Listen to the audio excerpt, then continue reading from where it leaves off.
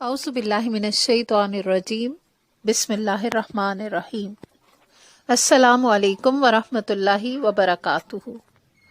امام مسلم حضرت ابو ہریرہ رضی اللہ تعالیٰ عنہ سے روایت کرتے ہیں کہ اللہ کے رسول صلی اللہ علیہ وآلہ وسلم نے فرمایا، اذا مات الانسان انقطع عنہ عملہ الا من ثلاثہ الا من صدقۃ جاریہ او علم ينتفع به او ولد صالح يدعو له۔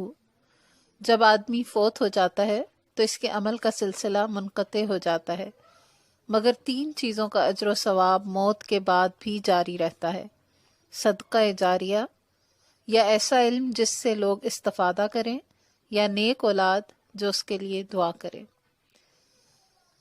وآخر دعوانا ان الحمد للہ رب العالمین۔ السلام علیکم ورحمۃ اللہ وبرکاتہ۔